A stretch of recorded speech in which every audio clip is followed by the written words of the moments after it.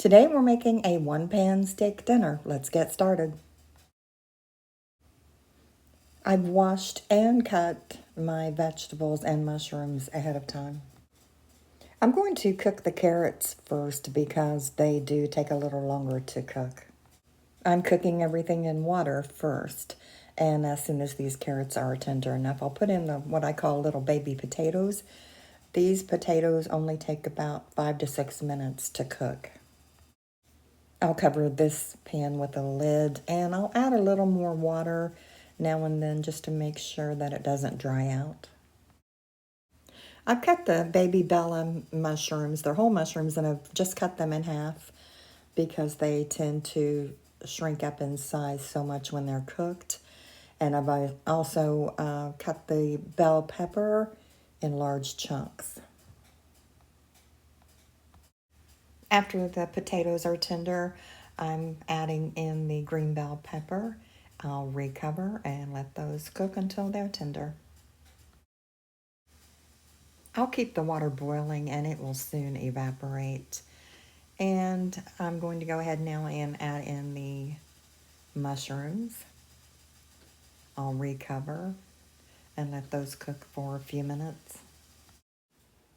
And now that the mushrooms have cooked, I'm going to add in 1/2 teaspoon of salt, 1/2 teaspoon of onion powder, 1/2 teaspoon of garlic powder, and 1/4 teaspoon of pepper. But you add just as much or little as you like. And now I'm adding in 4 tablespoons of butter, which is 1/4 of a cup.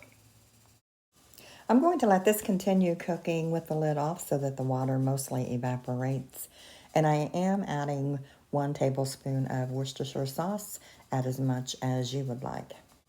I'm going to cut up my steaks now, and these are top sirloin.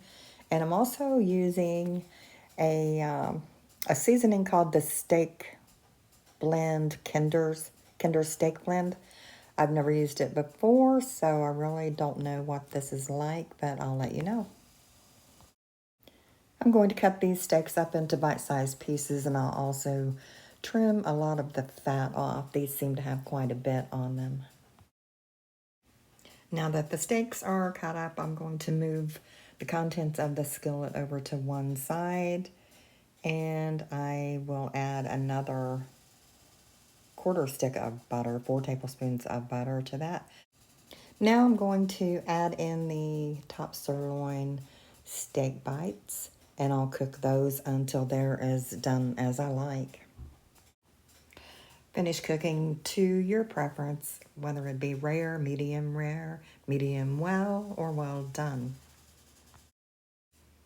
Now I'm going to mix all of this together.